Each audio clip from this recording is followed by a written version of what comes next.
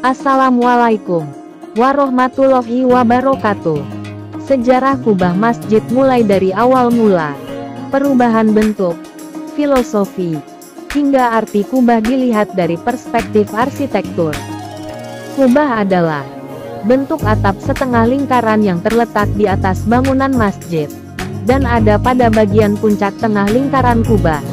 Terdapat lambang bulan sabit dan di tengahnya terdapat bintang. Kubah identik menjadi bagian dari bangunan masjid. Bagaimana sebenarnya sejarah dan asal mula penggunaan kubah? Mari kita simak video informasi selengkapnya. 1. Awal mula dan perubahan bentuk kubah. Alifa Aryatna dalam bukunya 125 cerita fakta Islam yang unik dan menakjubkan menyebutkan, pada zaman Rasulullah, kubah masjid berbeda dengan kubah zaman sekarang. Pada masa itu, kubah hanya terbuat dari tumpukan daun-daun kurma. Sedangkan saat ini, kubah dibentuk setengah lingkaran, sebagai simbol kebersamaan umat Islam yang terinspirasi dari budaya Persia dan Mediterania. Disebutkan pula, Maristan, rumah sakit pada zaman dahulu juga memiliki kubah setengah lingkaran. Lambang bulan dan bintang hampir terdapat pada setiap puncak bangunan masjid. Ada yang mengatakan bahwa lambang ini merupakan bendera perang Islam di zaman Nabi Muhammad di saat menyebarkan agama Islam. Oleh Khalifah Umar bin Khattab dipopulerkan sebagai lambang resmi bendera Islam. Disebutkan bahwa bulan sabit melambangkan awal pertumbuhan perkembangan agama Islam. Adapun bintang adalah lambang harapan suci. Harapan yang dipenuhi keberkahan dan kecemerlangan. Sejak awal pembangunan masjid pertama di Madinah pada tahun 622 Masehi, bentuk atapnya masih berbentuk atap datar. Belum ada pemakaian atap lengkung atau kubah. Penerapan ini baru pertama diterapkan pada bangunan Qubbat al-Sakra di Yerusalem pada tahun 678 Masehi, dan kubah pada bangunan Masjid Jamik Damaskus. Keduanya dibangun oleh Khalifah Al-Walid dari dinasti Umayyah. Adapun menurut sejarah Islam, pemakaian bentuk kubah yang pertama kali ditemukan pada makam istri Nabi Muhammad yang bernama Maimunah binti Harits, yang meninggal pada 65 Hijriah atau tahun 680 Masehi, dan dikuburkan dalam bangunan beratap setengah lingkaran. 2. Kubah masjid dalam perspektif arsitektur.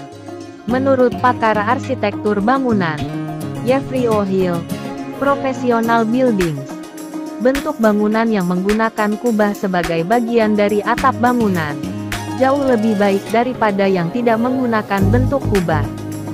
Hal ini dikarenakan atap bangunan yang memanfaatkan kubah memiliki beberapa manfaat besar.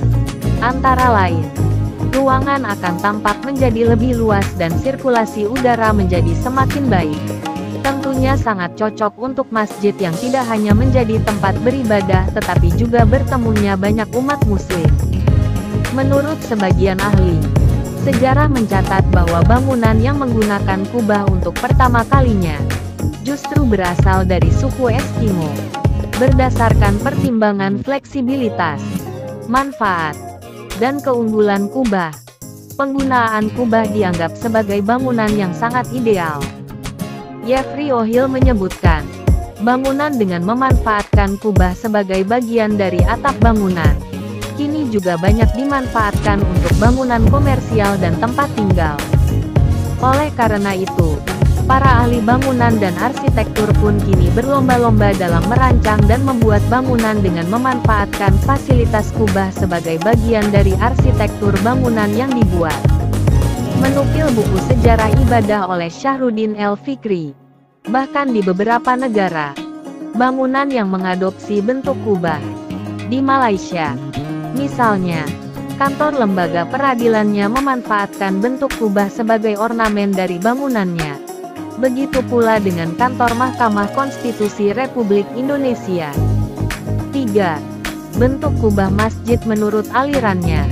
Mengutip buku Jejak Seni dalam Sejarah Islam oleh Febri Yulika, Pemakaian kubah pada sebuah bangunan tentunya mengikuti daerah perkembangannya.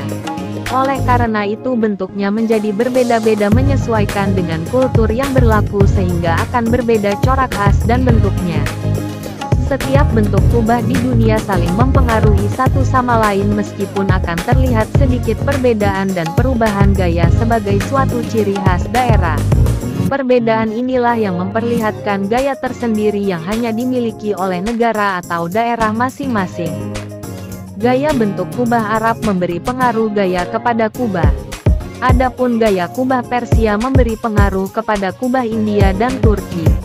Sementara itu gambaran dari bentuk kubah tersebut paling banyak ditemukan pada bangunan masjid-masjid di Indonesia.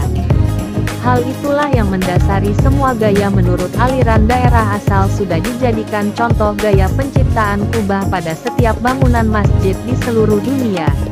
Demikian sejarah kubah masjid mulai dari awal mula, perubahan bentuk, filosofi, hingga arti kubah dilihat dari perspektif arsitektur.